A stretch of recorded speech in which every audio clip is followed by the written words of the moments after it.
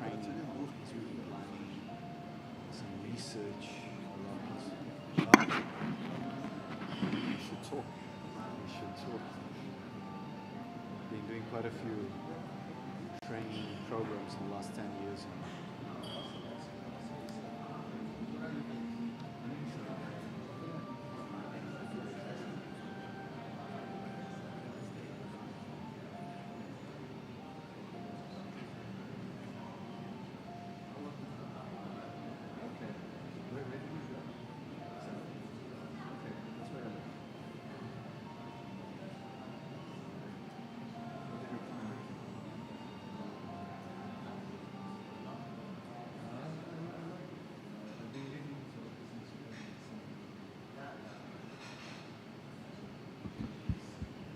Good morning, Your Excellencies, ladies and gentlemen. Welcome to the last session of, well, I was going to say this morning, but the first session of this afternoon.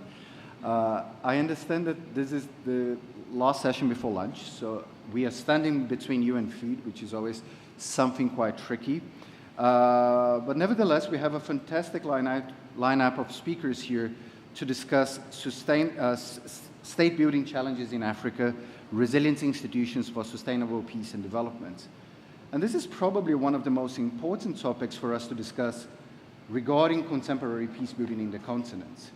The evolution of discussions around peace building in the last years have shown to us that beyond just creating institutions, beyond just generating processes, we need to make sure that these institutions are able to survive the test of time, that these institutions are able to bounce back in situations of crisis and be able not necessarily to go back to its own original form, but at least adapt.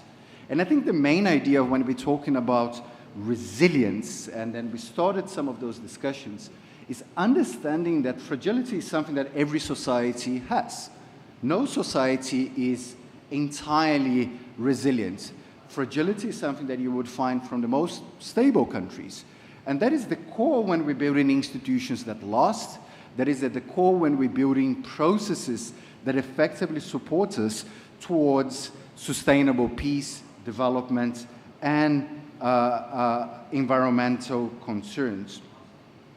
Certainly recent developments, both at the United Nations, and we heard quite a bit in the previous session around how peace-building financing architecture is changing towards building more resilient societies, but also with many of the homegrown initiatives, including those developed by member states, by civil society, by the African Union. And it's important here to mention the future role of the AU Post-Conflict Reconstruction and Development Center here in Cairo, and the opportunities that will provide to African counterparts to further reflect in terms of how can we better respond and know that the work that we're doing is effectively driving peace.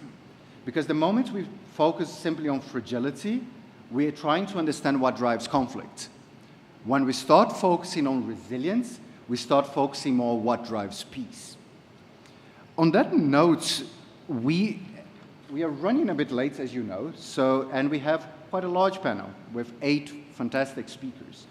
What we're going to do in this early afternoon here is that we're going to ask a number of questions to our 8 panelists, and I would ask them if you could please to limit your contribution to around 5 minutes, and I'll ask for forgiveness for that. The reason being is that if you keep your presentations to around 5 minutes, it allows us to go back to you more than once, but particularly that allow our audience to also interact with you, which I think is something quite important. We will start then with my friend, His Excellency Minister of Peacebuilding from the Republic of South Sudan, Your Excellency Stephen Parkour. And South Sudan is probably, in my mind at least, is one of the first countries that I think about when I think about building resilient institutions. It is the world's youngest nation. It's a nation that has worked for the last 12 years towards building institutions and ensuring that there is sustainable peace in the country, and with what we all know, with many challenges around that.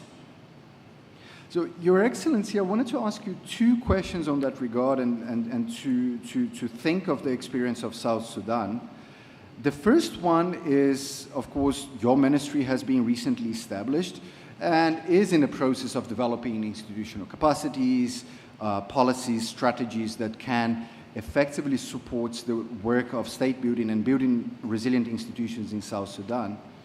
But it would be useful to hear from you, what do you think are some of the challenges that are facing institution building in South Sudan?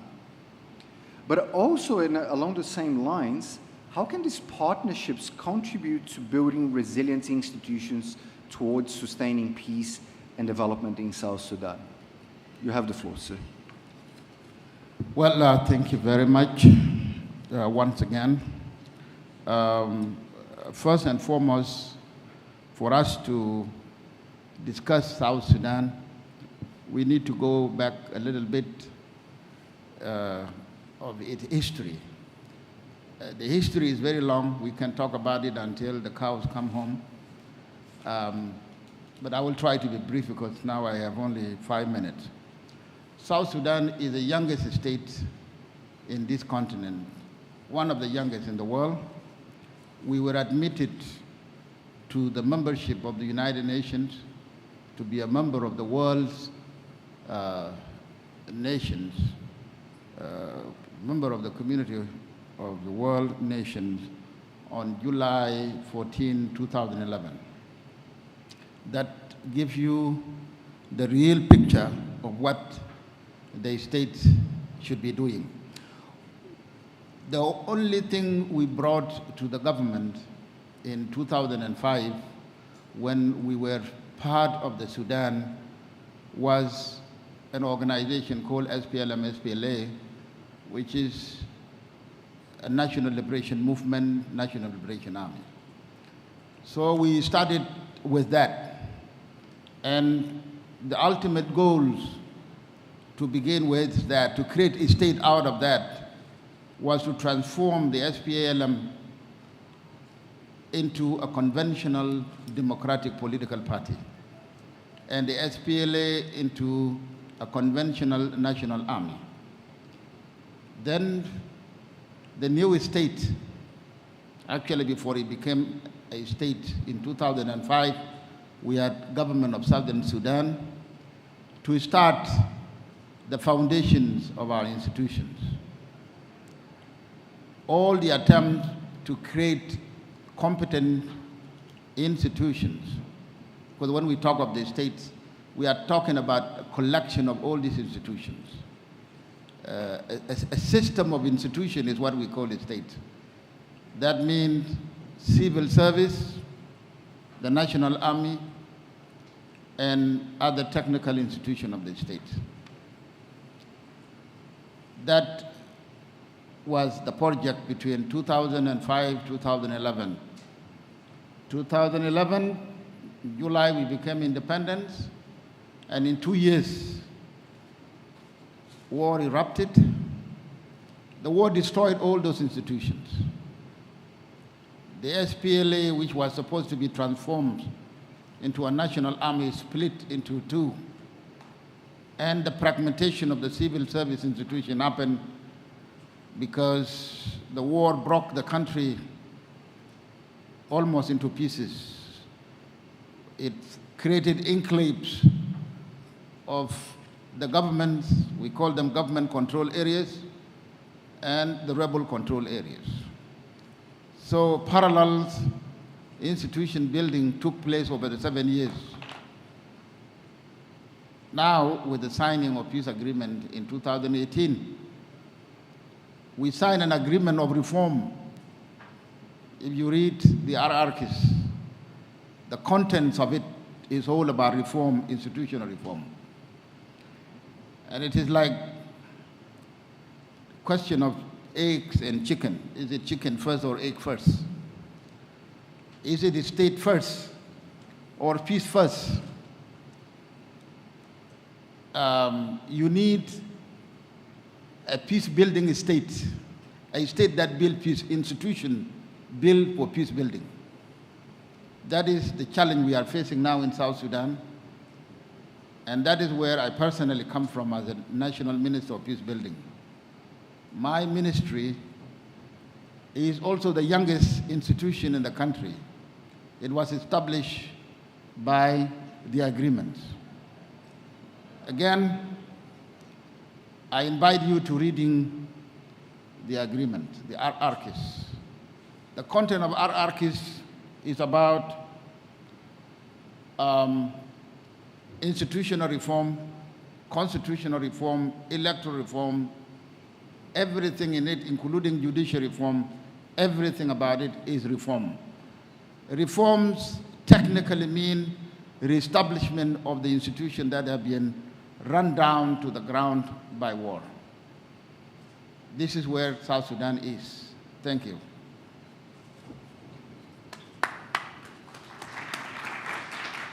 Thank you so much, Your Excellency, and I think you bring really fascinating points for us to continue this discussion around resilience. And I thought your comments around chicken and the egg was particularly interesting, and especially because it helped us to break somehow this idea of the linearity of state building, the linearity of peace processes. And most of the times we're trying to do everything at the same time. Most of the times we're trying to do developments, we're trying to deal with environmental issues, we're trying to build institutions, and we're trying to find peace. And I think this gives us quite a good segue for our next speaker, His Excellency Ahmed Kamali, who is the Deputy Minister for the Ministry of Planning and Economic Development of the Arab Republic of Egypt. And I think a lot of these discussions often comes around planning. What kind of systems, what kind of plans do we have? What types of priorities and how we allocate state resources? How do we allocate capacities to be able to implement that? And certainly in the case of Egypt and the recent years and building resilient institutions and the shocks that we've seen with COVID-19, the shocks that we've seen with the recent war, the shocks that we are seeing and will continue seeing with the increase of food prices and the disruptions in global chains of productions. And certainly a country like Egypt has a lot to reflect around the state responses around that. And we used to hear from you, sir, in terms of some of the lessons that have emerged from the plans and programs that your ministry have been implemented to strengthen public institutions, and how those can actually help us with the understanding that it can enhance government effectiveness and performance, and including through the National Institute for Governance and Sustainable Development, which plays a very important role in this particular process. Sir, you have 5 minutes. Thank you. Thank you very much. It's an honor to be here, to be between this distinguished panelists, and I want to take this opportunity to welcome all our brothers and sisters from Africa. Well, on the onset, let me say that COVID-19 crisis has magnified the importance and the need to have an effective institutions and to improve the level of governors not only in Egypt but in all countries. This is quite important, and actually the way that when COVID-19 started, the way that the government of Egypt has approached the crisis was in ways based on 3 mottos: protection, mitigation, and resilience. These 3 mottos, it's very important to have behind them in order to implement this. We need to have very strong and effective government institutions. So in order to mitigate the effects of the crisis, definitely we need to identify the sectors and the group of people that are mostly affected by the crisis, and to try to develop a system to deliver the kind of assistance that is needed. For the protection, we saw how the importance of protecting the vulnerable groups in the society, how to isolate the ones who got affected from the virus. And at the same time, resilience. I think this is something that you have mentioned. It's important, very important. It's now what we saw from the crisis is that we need to increase our resilience to shocks. Whether we are talking about an external shock or internal shocks, this is extremely important. And in order to do that, we have to enhance our institution and strengthen our institutions. So all of these three kind of motors, they are very much depending on having strong institutions. I want to, if you have asked me about also the experience of Egypt in this respect. Now, let me talk a little bit about also, in the ministry, we are responsible for public investment in Egypt. And it is very important to know how to allocate the public investment in an effective and efficient way. We have designed from 3 years a system of electronic, we call it the integrated system of planning and monitoring. It's a way of enhancing the governance of public investment and to increase the effectiveness of public investment. I want to share with you a very important statistics. There is a study that was done in 2015 by the IMF, and it says that 30% of public investment is lost due to inefficiency in the way that these services being delivered, or the public investment is being carried out. This system is a way in order to improve the efficiency of public investment and to increase this, decrease this loss. Also, a very important thing that the ministry has done and the government has done is the localization of the SDGs, the Sustainable Development Goals. It is very, very important is to try to see what are the developmental gaps, not only we're talking about the country as a whole, but in the different parts of Egypt. I have 2 minutes, so I have to rush. So this is a way of enhances public investment and trying to identify what are the gaps in order to tackle them. The ministry has established the National Institute for Governance and Sustainable Development. It introduced a number of very important initiatives, like, for example, women leadership, not only in Egypt, but also in Africa. We have also the bridging the digital divide. This is extremely important because this is one of the challenges that we are facing, not only in Egypt, but in developing countries, between gender and also between different parts of the nation. We have the Sustainable Development ambassadors, young ambassadors. It's a way in order to increase the awareness for sustainable development, especially between the young people.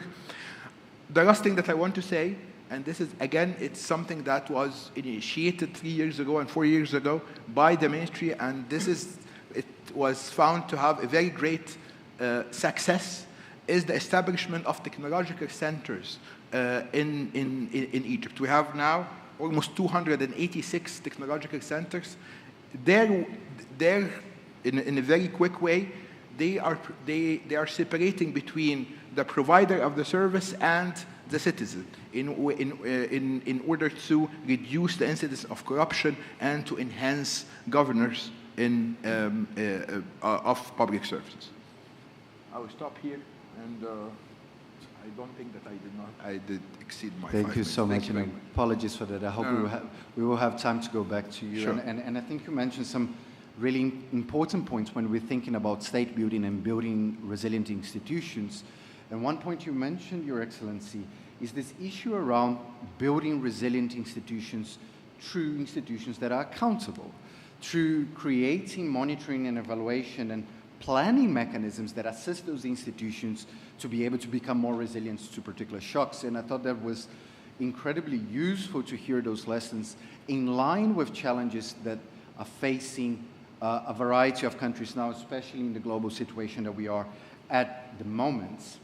And it gives me the segue for our next speaker. And yesterday I was talking in one of the sessions and mentioned, and I would like to mention it again, that the creation of the African Union has been one of the most ambitious multilateral exercises that we've seen in the last 30 years. And I believe the African peer review mechanism is one of those most important ones. It generates and creates the ability for states to track, to monitor, to identify priorities. And I'm glad that we have Your Excellency here, Ashraf Rashid, who is the chairperson of the National African Peer Review Mechanism Commission of Egypt. And Your Excellency, the Egypt case within the APRM is quite an interesting one. It was one of the first countries to join APRM and recently has submitted its country self-assessment reports and tackling a number of issues from governance, socioeconomic development, terrorism, extremism, inclusive development, and others. And I wanted to ask you about some of the lessons from development of that report. What are some of these key issues regarding institution buildings that you believe are relevant for other African countries? And bearing in mind the new emerging challenges that we are facing at the moment when it comes to peace, security, and development in the continent. Sir, you have the floor for 5 minutes. Thank you, sir. Thank you very much. I'm privileged to be among this very distinguished panel. Let me start by saying that the Africa Peer Review is a unique tool, really. It recognizes the link between achieving stability, economic development, and good governance. It's a homegrown mechanism to promote mainly peer learning on governance, best practices, sharing of experiences, and addressing challenges. It is based on a voluntary process, as you have mentioned. It starts by a self-assessment, a national self-assessment, and then a peer review, and then it results in what we call national plans of action. Egypt has joined, as you rightly said, the APRM in 2004. However, the country took the essential steps to start and successfully accomplish the self-assessment and then being peer-reviewed when His Excellency President Abdel Fattah al-Sisi expressed strong political will to undertake the process. So one of the lessons learned is political will in this process. If I might revert to some of the elements included in the review report, as I said, they mentioned that change in Egypt is possible and can go faster than many presume. It spoke in a very clear way about what they call transformative leadership in Egypt, which is related also to what I said about strong political will and a clear direction to change the country. The report commended a lot of bold decisions and initiatives taken by His Excellency the President to build capacity, to achieve sustainable development, and they have mentioned that it was necessary to change the life of Egyptians in the long term. They spoke about inclusive policies, which Egypt is adopting, aiming to develop the underprivileged areas and include them in the economic growth, and they stressed the need for social justice. Of course, the report spoke about the reform on the economic side in Egypt, about the adoption of the Egypt Vision 2030, which Dr. Ahmed Kamali, the Deputy Minister, has already alluded to, but they spoke extensive about the lesson learned from the Egyptian Vision 2030, and also how this vision is also related to Sustainable Development Goals and the Africa 2063 agenda. They spoke, within the area of social justice, they spoke about the program Egypt is implemented, and mind you, social justice is important for the stability of the country, and also to protect the vulnerable communities or sectors from the effects of the reform. So they spoke about some projects like Haya Karima, which is a wide scope social protection mechanism to develop areas which are most in need in the country, focusing, of course, on the rural areas. They spoke about solidarity and dignity, which is Takaful and Karama, which is another best practice they have referred to taking place in Egypt. It provides, of course, assistance to households to send the children to schools. They provide health care to mothers and children. I don't want to enter much, but the main core is to have economic reform, but also linked to social protection systems. Another area related to improving the civil service and building solid institutions is the reference in the report to have a meritocratic civil service. If you want me to conclude now, I will conclude, but let me refer to another element which they felt that it is crucial for any country to ensure stability and peace, which is the promotion of religious harmony. And they spoke in length about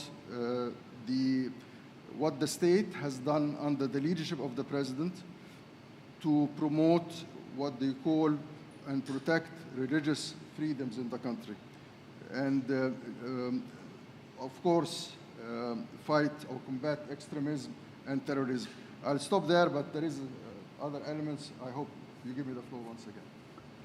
Thank you so much, sir. And I'm sure we're going to be able to go back to some of those points. And I found it was particularly interesting, this definition of the work of the APRM Commission here in Egypt as this idea of a homegrown practice.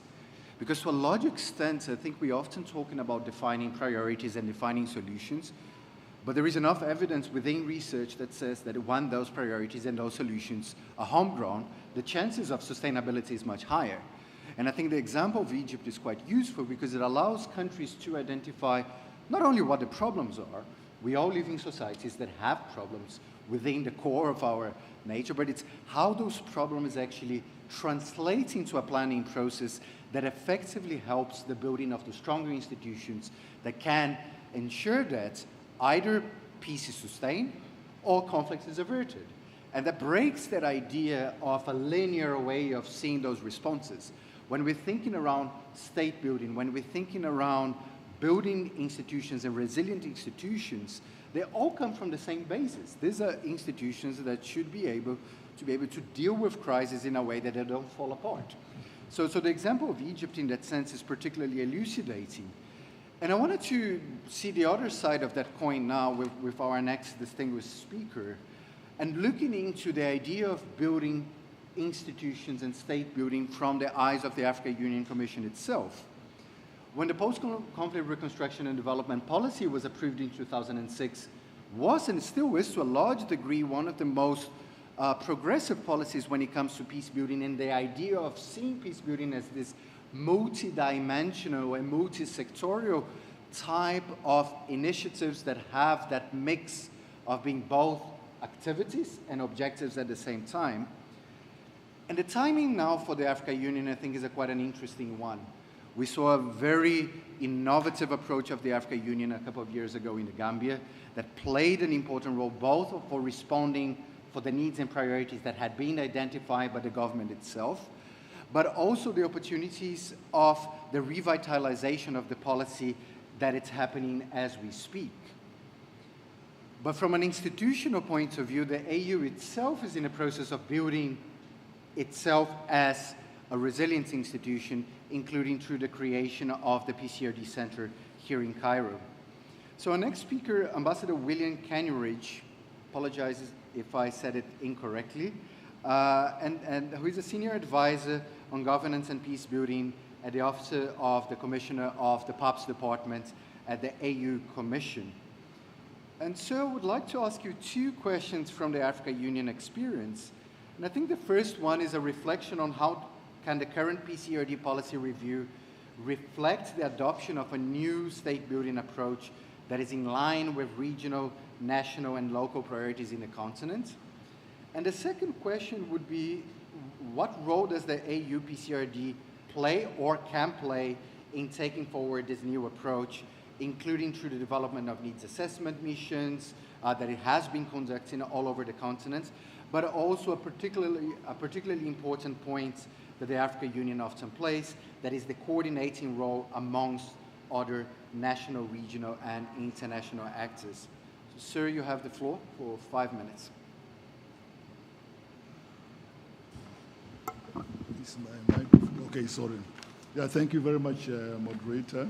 I bring you greetings from Commissioner Adioye, who unfortunately is traveling at this moment and therefore has asked me to step in for him. Moderator has been hitting on the word resilience, and I just want to put myself in that narrative to start with, away from state and institution. Before coming here, I decided to Google and get the temperatures in Cairo, and they were so encouraging, warm weather. And yesterday, as I sat in the hall, the air conditions were on high, and I found myself shivering. So during the break, I asked some of friends, were you also feeling cold like me? They said yes. So this morning, I decided to arm myself with at least 3 underwears as I sit here. I've built resilience. Yeah, no, so, but I'm to talk about resilience from the continental level. And throughout history, all our states have gone through challenges and crises. But that is part of the history of humanity. But what makes the difference is the nature and quality of statecraft preceded by the nature and quality of worldview of a people. And it is interesting to see that we are sitting in Cairo, where we have from here right down throughout the Rift Valley, the cradle of civilization came up. And so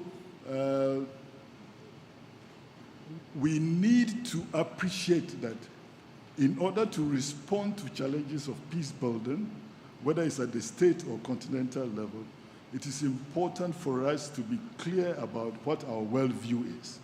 The African worldview, of course, is Ubuntu. And Ubuntu brings us to Asia, brings us to Europe, particularly the Scandinavian model that I like so much, and all that. That is the kind of worldview that the UN is also supposed to and is trying to promote, including through the dialogue of civilizations. The second aspect, of course, is statecraft, leadership, the quality of strategic thinking by people to whom it is given to lead through the kind of education that we get. And so in talking about the AUP-CRD policy, which is undergoing review, already the commissioner, who is very much attuned to the knowledge approach with his experience in AU, NEPAD, and all, has already put in place a 10-member high-level expert group, 2 from each of the regions, 1 male, 1 female, and they've started work, and they are supposed to come up with a report, a draft report, which would then be used by the commission to engage other stakeholders like the organizers of Aswan Forum, Dakar Forum, Tana Forum, other think tanks like Amani, ISS, etc., in order to enrich it and take it through the decision-making processes of the AU, starting with the Peace and Security Council. Now, what kind of expectation should we have in terms of this development and also the work of the center that is in Cairo? I think, first of all, is to suggest that we need to do a clear landscape mapping, that post-conflict situations vary, and from one situation to the other, we have post-colonial reconstruction, we have post-Civil War reconstruction, we have post-pandemic reconstruction, which we are in now. Yes, I have 2 minutes. Okay, thank you. And also to look at the issues that we can use to test the resilience and the success of those policies that we are putting in place, specifically in this case, the RD. And one of them is consistency. That if, in terms of post-conflict reconstruction, if you look at what has happened in our different countries, the ability to remain consistent, whether it's at the state or regional community level or continental, determines the success to a large extent, consistency. And also the knowledge approach, whereby there is a linkage between knowledge and the application of the knowledge in terms of smart policy making and execution, which makes this forum and other fora very critical in terms of moving the process forward. And, because I have only 1.5 minutes left, let me fast track it and say that the other critical issue is the challenge of sequencing and prioritization, and the issue of principle of concentric circles and how to relate those in implementing PCRD. That is going to also be very critical moving forward. Resilience building, I started with myself. There is also the issue of integral development, and unpacking what development is, not the top-down that we are seeing these days. Unpacking democracy, not the misunderstanding of elections as an end or multi-party democracy as an end, but whether it is delivering as it is happening in some countries. Rwanda post-genocide, for instance, delivering and taking a country from the bottom of a hell, as somebody described it, to the hills of Rwanda. That is an example, and we have so many examples. I listened to Egypt in Durban, the reports of Ambassador, and I was so amazed at what is going on in Egypt, which you don't see in the main media and on social media and things like that. So there are good examples, and hopefully, as one among others, will help and accompany the AU PAPS in order to take this policy review forward, and in the process, strengthen the center in Cairo to be in synergy with our center on early warning for counterterrorism, the migration center in Rabat, among other centers, APRM, AU AUDA, and of course, with the support of the African Development Bank, we need resources in order to make sure that there is consistency in order to build resilience, institutional resilience, state resilience, but also individual resilience relating to human security, which is that the human is four-dimensional, spiritual, mental, emotional, and physical, and to make sure that this is taken up on. I hope I didn't go beyond the 1.5 minutes. Thank you. Thank you so much, sorry for that, and thank you for those really great remarks. And I thought you mentioned something that was particularly interesting for me, is this idea of that we need to test resilience as we go, and this work around consistency. I think it brings one of the most important points when it comes to peace building and post-conflict reconstruction and development. Because we often think that designing a peace-building response that has a particular objective is something that you plan something right in the beginning, you develop a national plan, or your organization develop a strategy around what you expect to do and what is your theory of change. But in fact, this is a continuous process. Most of the work that we do, and I'm not diminishing by any means the work that we do, but often is a try and error process. And our theory of change, or what do we expect to see after our intervention was completed, often changes too. And that importance of bringing the consistency and the adaptability as the work that we do, together with the idea of sequencing and prioritization, means that the work that we do may be completely different than what we expected in the beginning. Because we're interested in the results, not on the activities that we're doing. And I think the comments that you made are really important. But also this, one of the last comments that you made around, and I wrote here in my notes as looking into the bigger picture, that allow us to be less obsessed with big events, visible events, and more obsessed with the results that we see in the long term. And I think the example you gave around elections is probably one of the most visible ones. That idea that if countries go through a number of elections, it's often seen as an opportunity for disengagement by the international community, because we feel, well, we've had 3 or 4 elections, our job is done, let's leave, and then not focus really on some of those root causes of things. So this idea of looking into the bigger picture and showing that this is a political process and needs to be seen like that is very important. Our next speaker also comes from international financial institution, the World Bank, which is probably one of the global institutions that have been thinking and doing most when it comes to fragility and resilience in the last 2 decades. So it's a pleasure to welcome Ms. Sukaina Kane, who is the Director of Fragility, Conflict and Violence FCV Group at the World Bank Group. And certainly, as I mentioned, the World Bank has been doing a lot of work in this area and a lot of thinking in this area. And it would be useful to hear from you, Madam, what are some of the lessons that you could identify from the bank's engagement in supporting governance functions in conflict-affected states? I was also quite interested in understanding how has the shifts in World Bank group policies, tools, and projects have been reflected in the way that its institution building approaches operate within the FCV settings, bearing in mind particularly that these settings are also the most affected by conflict dynamics, cascading risks, including climate impacts. Thank you very much, Madam, and you have the floor for 5 minutes. Thank you.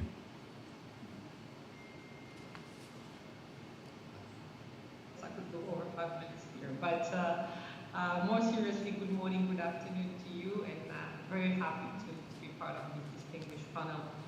Before getting into the question on how we operate, I would like just to give you the context, right, of what has changed recently at the World Bank. So in 2020, the World Bank has launched its first comprehensive FCV strategy, really to guide our response at every stage of fragility and conflict, from prevention, active crisis, to building resilience. We've heard a lot about resilience this morning, and ensuring sustainable recovery in post-crisis transition. So our strategy also addresses the global spillover effects of fragility, such as forcibly displaced people. And when we look at our comparative advantage and our mandate, or as an institution, is really to support countries to create sustainable economic growth, invest in people through nutrition, health, quality education and jobs, resilience to shocks and threats, and building legitimate, transparent, and accountable institutions are a guiding principle of our FCV strategy. So in FCV situation, in addition to the preservation of life, livelihoods, and the future, our focus really is helping to support the interface between state and citizens. In other words, the social contract, which is key for state building, right? We also recognize that the support to local authorities, communities, traditional institutions, civil society, and private sector is key. It's not only about central state, and I think it's a point that is extremely important in our engagement. So, state building should not be limited to support the central government. The strengthening of institutions along the multiple different levels of governance is, in our view, absolutely critical for achieving sustainable impact. So coming to our experience in conflict-affected situations, what it has shown, quite frankly, is that identifying and working with local institutions and actors is extremely important for building the state legitimacy. And this entails looking at the entire service delivery chain, down to service delivery units, in countries, at county and municipal governments. So, and we know, of course, that there's no one-size-fits-all approach to our engagement at this stage. With patterns, we know as well that we have some patterns and trends that do exist, but FCV dynamics are context-specific. So the bank's country engagement is developed accordingly, taking into account the country's history, institutional legacies, and the drivers of fragility, but as well as you mentioned, Gustavo, importantly, the sources of resilience. So, and one important and defining factor in our strategy is flexibility. How can we be adaptive, both in terms of our country engagement, but also during implementation? An important aspect that was mentioned here as well is we need the continuous monitoring and evaluation to be able to have course correction whenever it's needed. Adaptive management are crucial in our view, ensuring that we continue to do the right things to support governments on the winning path out of fragility. Because as you said, it's not linear. It's really, we see that circle at times we have to remain engaged and to be adaptive all around. So we also recognize that increasingly the crises that don't happen in isolation, especially in the poorest and most fragile ones.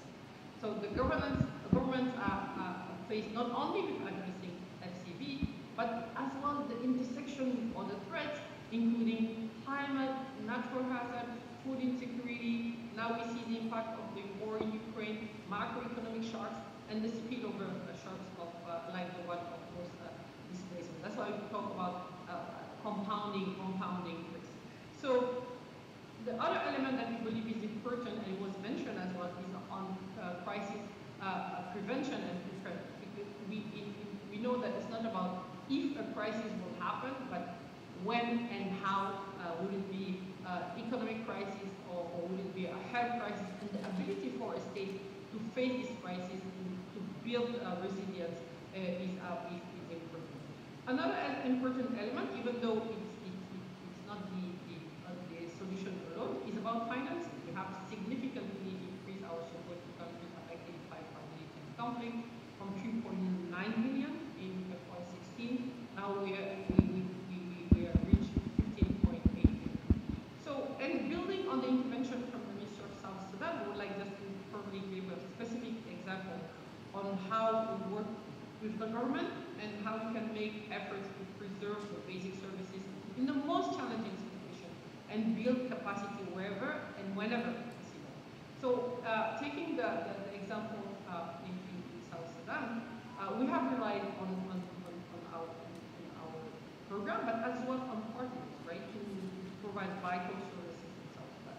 We partner, for instance, with UNICEF and ICRC we're able with that partnership to build essential health services to hundreds of thousands of people in highly conflict-affected Yongli and Upper Nile states. We partner with UNOPS. We're able to provide cash transfers to tens of thousands of vulnerable households across the country. So due in large part to the gain, okay, I see that I have one. Due in large part to the gain made from we are now going a step further to directly support the Statebuilding. So for instance, we conducted an assessment of key ministries, finance, agriculture, education, and gender, to help them identify ways to improve their capacity to operate, to provide services, and be more responsive to the population needs. And once sectoral ministries are assessed as being sufficiently capable, they will be directly implementing bank projects. So critically, we are focusing as well, to take the example of South Sudan, since we have the minister here, on public procurement, public financial management function, in order to create a better enabling environment for services. So just in a nutshell, and to conclude, we have really emphasized across the continent institution building as a core component of our support in FCV affected countries.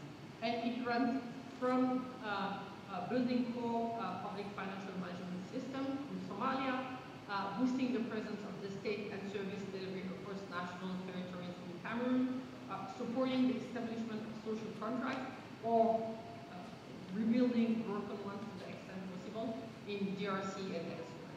So these interventions all reflect our belief as an institution that strengthening the core state function and building institutional resilience and capacity is essential to sustainable development and peace. Let me pause here. Thank you so much. I'm going to go straight to the next speaker now, and I'll make a comment after just in terms of time, but also because we have another international financial institution here with us, and a homegrown one that has been doing a lot of work in terms of fragility, resilience in the continent, and working particularly through the Transition States Coordination Office. And it's a pleasure to have here Mr. Jero Baude from the African Development Bank. And I wanted to ask you two questions and to get a sense in terms of the work that the bank has been doing. And the first one is to reflect a little bit more on the bank's strategic priorities for building resilient institutions along the fragility spectrum, and especially in post-conflict settings, bearing in mind the socioeconomic implications of COVID-19 and the cascading risks. And the second question I wanted to ask you is, how has the bank leveraged its partnership in the continent on state-building efforts, including with the AU, the REX, and the RAMs and other institutions? So you have the floor for 5 minutes. Thank you very much, Gustavo, and let me also use this opportunity to really specifically thank Ambassador Abdel Latif and his entire team for the excellent collaboration, throughout this action cycle. And the African Development Bank is really proud to be a strategic partner of Aswan Tree. I would also first like to align myself with the remarks that have been made by the distinguished panelists, especially in recognizing that, fragility is everywhere, really, and it's a spectrum, and that, there is the need for a differentiated approach if we try to address fragility and, more importantly, build resilience. And also that, quite often, where fragility is, you tend to see weak institutions and lack of inclusion. So when you try to really build resilience and, of course, address issues of fragility, it is critical that you have sort of, a holistic approach in doing that.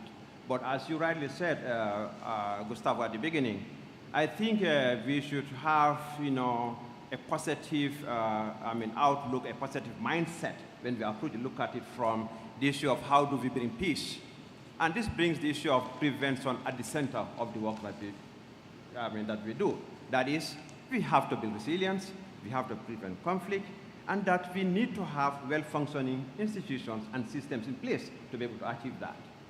So this is at the core of the bank's new strategy for addressing fragility and building resilience. This strategy draws from over 20 years of learning experience, learning by doing. We had our first strategy around 2001, and since then, of course, as my colleague from the World Bank said, we have to adapt ourselves to changing situations and try to be relevant and be more responsive, and in the process of that, have the agility to really be able to deal with this complex and ever-changing situation. And we know in Africa, obviously, conflicts are increasing, insecurity is in the increase. But that means that, we always have to be up there with an agile way of dealing with some of these issues. But it also shows the importance of bringing prevention at the center of our interventions. So the bank's new strategy really places emphasis on strengthening state capacities, but also with a lot of emphasis on community-centric development, because really the state-society relations are key. If you look at the manifestations of fragility, the manifestation that we see, and maybe even the root causes of some of the conflicts, most of it come from the community level. So we have to start from that point and have that deep understanding of what are the root causes of this. How do we make sure that our interventions are community-centric and have that bottom-up approach? And my colleagues already mentioned that well as well. But we also have to recognize that, when we deal with issues of state building, there is this regional dimension of fragility and of conflict that we should really bear in mind.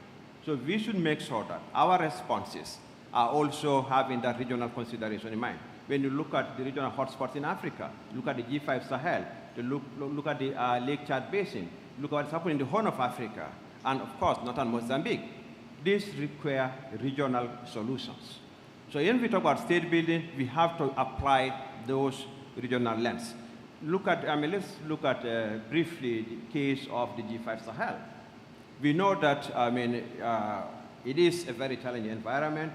We are all doing our best, all of us as actors, even a side event on it, giving the importance of really addressing this. But we also know that we have to go beyond that and make sure that the problems in the G5 Sahel don't go to other areas of Africa, especially the coastal countries within the West Africa region. So what do? We have to start investing in creating strong institutions. We have to start investing in building resilience in those countries so that we prevent those crises from happening. Having that preventative approach is also crucial. And our strategy really strongly, focusing on that. This fragility strategy is also, is complementary to our strategy on governance, strategy on gender, youth, but also the capacity development strategy. The bank's capacity development strategy provides a much more focused, structured, and customized institutional capacity for our regional member countries through, training, policy dialogue, and technical assistance. My fellow panelists, the Deputy Minister, talked about public financial management, and also my colleague from the World Bank did the same. We have created what we call a public financial management academy, which aims to really deliver, and address those upstream and downstream challenges that most of the African countries face when it comes to issues of, public financial management. And that things involve looking at how do we enhance domestic resource mobilization? How can we make Africa self-reliant? How do we make sure that we really address some of the debt management issues some of these African countries are continuing? And of course, fiduciary safeguards. How do we cut off corruption? How do we deal with illicit financial flows? These are really governance issues, and this public finance management will help to build and strengthen the institutions that will help us to build the resilience that we need to be able to really have a much more sustainable. Now, I just want to jump into the issue of, the need for fit-for-purpose instruments. And Gustavo, you mentioned about, the transition support facility. This is a facility that the bank has created, since 2008, and it's one that we are dedicated to really addressing, and give us operational flexibility and agility to respond to the needs of these fragile and conflict-affected countries. Because, they need agility. We need to be able to respond. And this fund, to date, we spent about $5.2 billion in terms of responding to this, both at the country level, but also at the regional level. But the bank doesn't stop there. We continuously try to look for innovative financing mechanisms, because that is what this agenda for peace building really calls for. And just as an example to illustrate this, we know that increasingly there is rising security expenditure in Africa, which is having trade-off effects on development financing in the continent. As a result, the bank, is introducing, an initiative that we call a security index investment bonds.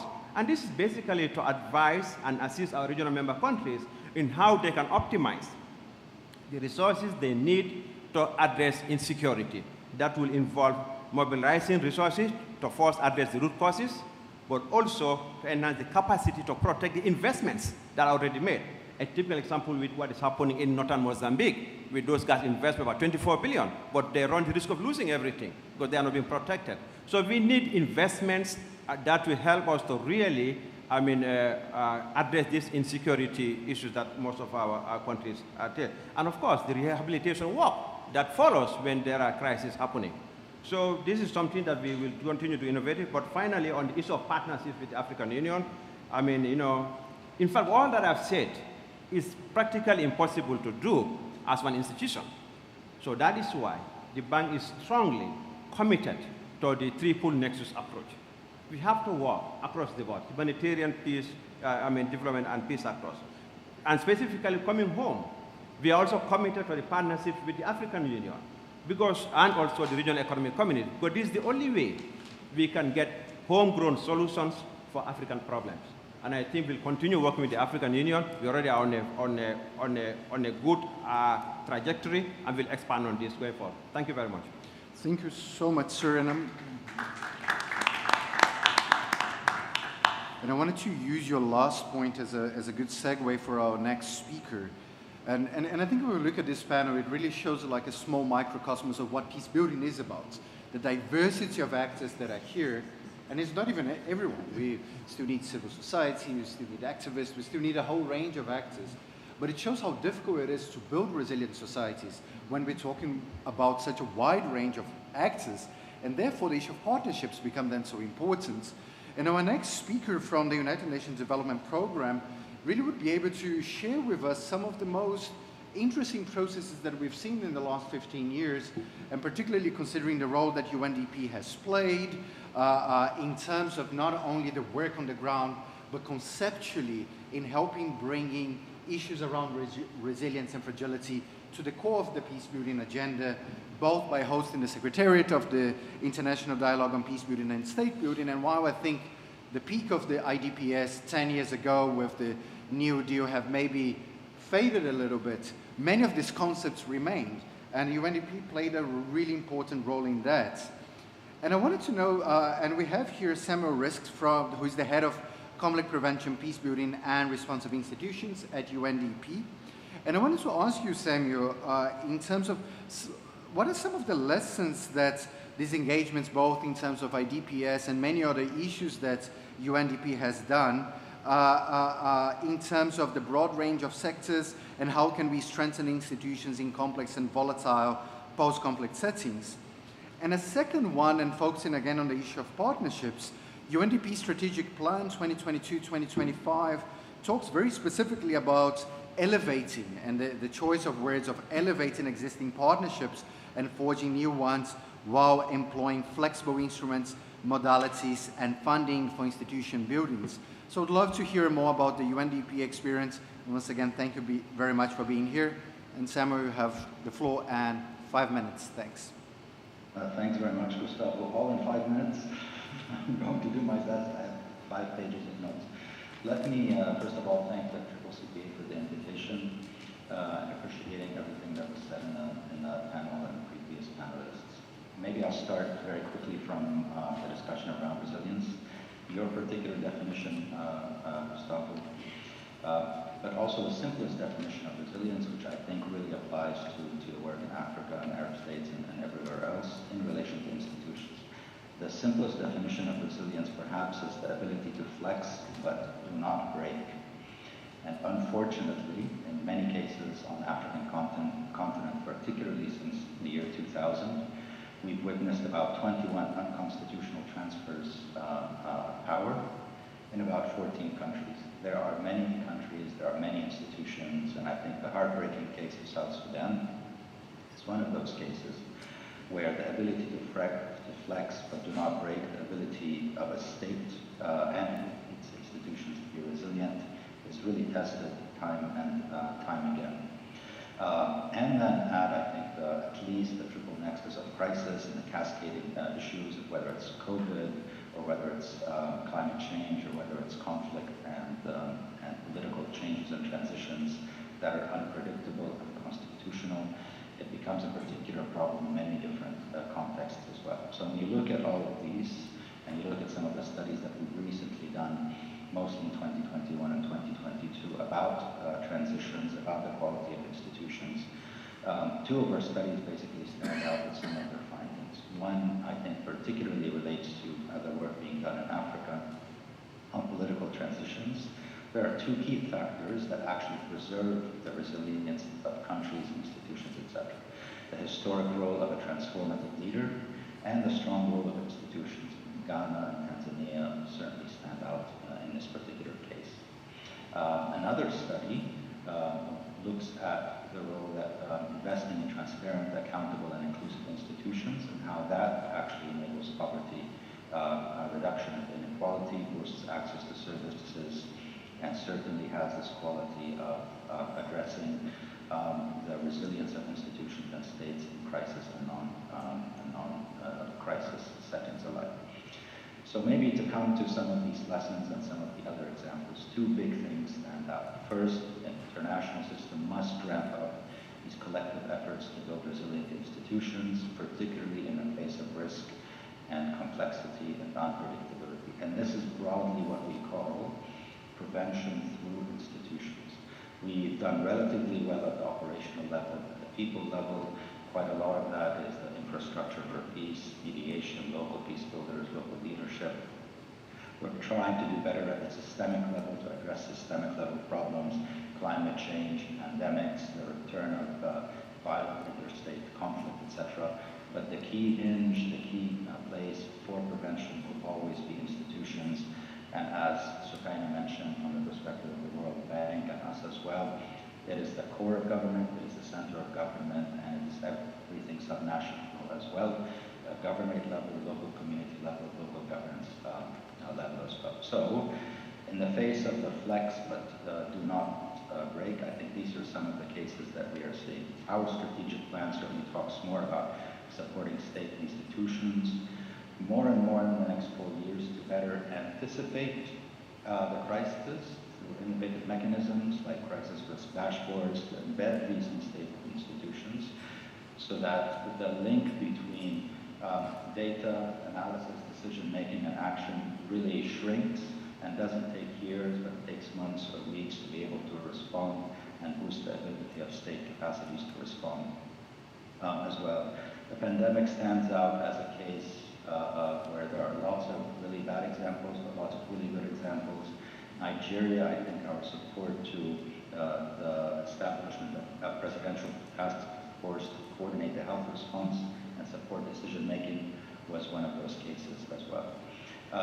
Very quickly on the link to climate and climate change, I think one of the things that we're looking at institutions that are resilient really needs to address the issue of climate-related security risks as we move ahead. And this is also a function of states for them to be able to respond to the kind of insecurity that is required or that is actually taking place because of climate change. The Sahel stands out, Lake Chad, the area, the Horn, etc.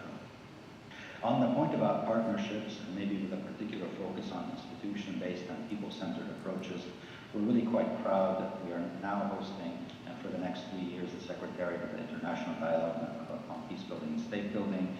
And you're right, there's been a loss of momentum recently for the past few years, but I think, in the grand scale of things, where we're talking about a new agenda for peace, where we're talking about a resurgent discussion around human security, the International Dialogue for Peace Building and State Building, with its focus on partnerships between the G7, civil society, and OECD, will really be an opportunity for a platform to raise more voices related to state building and to peace building goals and revive quite a bit of that.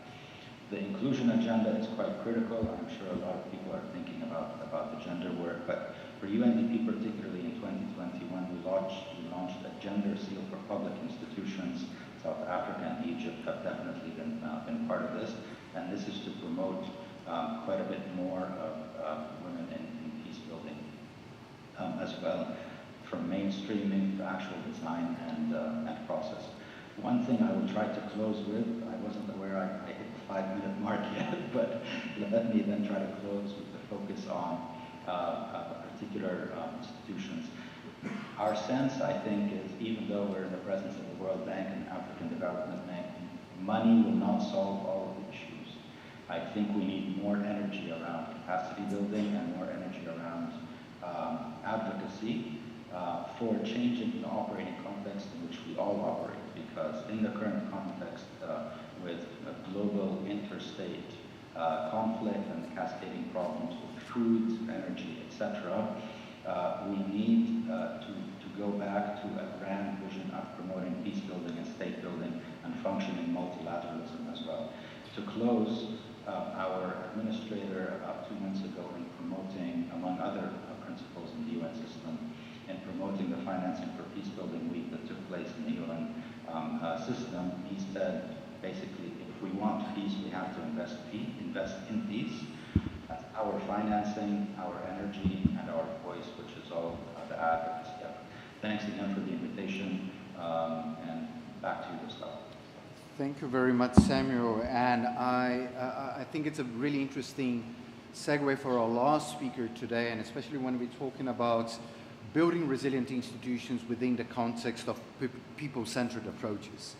Because while a lot of us spoke about the importance of national ownership, some mentioned that we need to have homegrown solutions, but in fact, we also need to reflect to whom these institutions are serving and how do we make them more inclusive.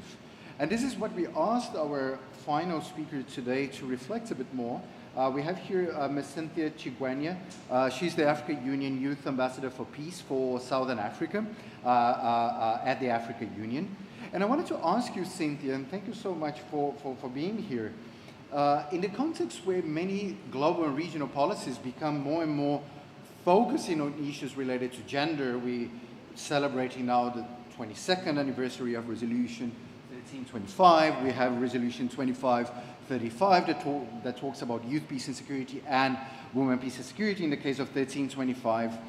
And I wanted to get from your perspective and from your point of view, how do you think that institutions can ensure the systemic, and I'm highlighting the word systemic, integration of a gender and youth lens to effectively respond to the needs of all segments of the society, and especially in post-conflict settings? You have the floor and 5 minutes. Thank you. Thank you very much, moderator, for that very kind introduction. And I'll just quickly highlight that the question on systemic integration of gender and youth comes to me on a panel that is not so representative.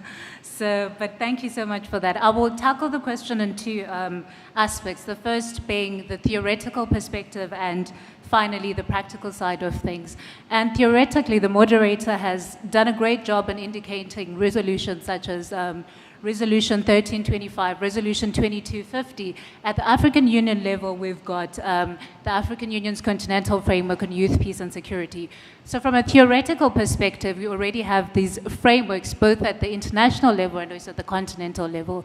So our focus really should be when it comes to the practical side. And Ambassador really alluded to the need for implementing smart policies. So there are two ways in which we can actually implement so that we close the gap between theoretical provisions as well as our practices.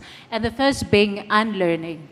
A lot of us think of young people as troublemakers, and from the Southern Africa region where I am from, a particular politician called us keyboard warriors because all we do is fight on Twitter and social media, and we didn't participate in liberation wars. But we need to rethink that strategy, and that speaks to one of the conversations we had yesterday at the Aswan Forum's Youth Dialogue. And one of the key issues that young people highlighted was the issue of tokenism, which is that young people are included either at the beginning of the process and nobody goes back to say, these are the findings, how do we move forward? Or they're not included in monitoring and evaluation.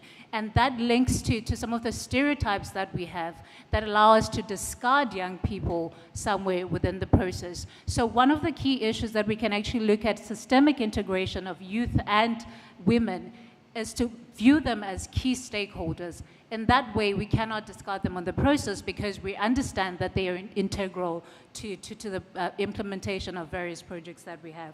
So apart from the unlearning process, I'm really happy that we have heard at this conference several speakers quoting how much there will be an increase in terms of the demographics and how many young people will be on the continent in the next 25 years, in the next 30 years. From the Southern Africa region where I'm from, we're speaking at over 250 million people being under the age of 30 years. Now, great as that may be, we need to move the conversation beyond just population compositions, because that also links to tokenism. And the reason I'm saying this is that when we have spoken about population compositions, when we're at a meeting, we fulfill a quota that says we've represented young people. But when we move from just population compositions and we actually move to value-driven conversations, then we speak at the value that young people are bringing to the table. And not just young people, but also women, the values that they bring. And then overall, I'm very grateful that the previous speaker spoke about unconstitutional transfer of power. And this does not occur in a vacuum. We have seen in several countries young people participating in movements. In the case of Nigeria, we're speaking about NSAS. In the case of South Africa, FISMA movement, and other movements that have erupted across the continent. So one of the key issues that we are seeing is that young people are not just not participating.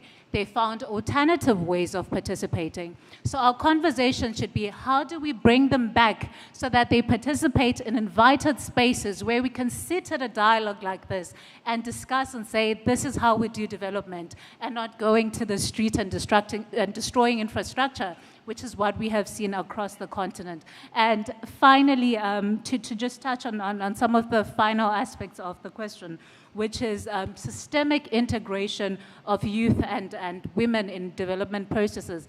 It is that we cannot speak of systemic integration and changing how we do development without speaking of accountability. Now, the most intellectual response would be accountability to the legal frameworks, accountability to legislations that have been passed.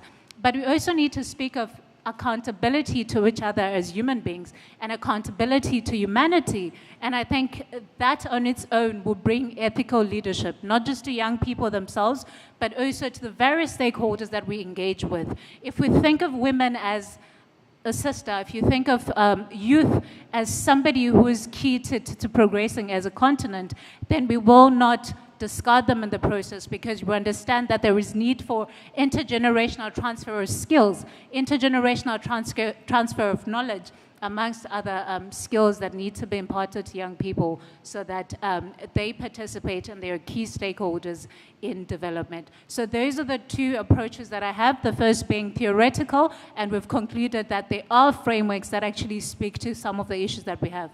But on the practical side of things, we need to unlearn, we're not troublemakers, and we also need to implement. And with these 2 points, I rest my case. Thank you very much. Thank you so much, Cynthia, and thank you for all of this. And thank you for all of the speakers for a really interesting snapshot of how different institutions and sectors look into the issues around state building challenges in Africa, and particularly under the context of building resilient institutions. I know we're running out of time and we're trying to catch up, and I love eating. I really don't want to be the one that is delaying your lunch. But I'll propose one very brief round of comments, and there is a few rules around those rounds of comments. I can see the organizers are looking at me here to say no. What I wanted to do is that we were talking about financing earlier, and a big thing around financing is eligibility. You are eligible for making a comment under a few conditions. First, it's a comment, not a question. If you do have a question, you can ask the panelists during lunchtime, or if your comment is more than 2 minutes, I would also suggest that you use the break for that. So if there is anyone, it's unstable but resilient, so I'm keeping it up. Is there anyone that would like to make a very, very, very brief comment about something that the speakers made? If not, I would suggest that we continue the discussions during lunch and the following breaks. Nope. Great, so we are only 5 minutes late now, so I think we're starting to catch up with time. I wanted to thank once again the Egyptian government, the Cairo Center, the Ashman Forum for this opportunity, but particularly and most importantly, all of our brilliant speakers that shared some fantastic views around how to enhance state building in Africa, and you as the participants for being here, for being active, to be present in here. Once again, my name is Gustavo de Carvalho, and thank you very much. Bye-bye.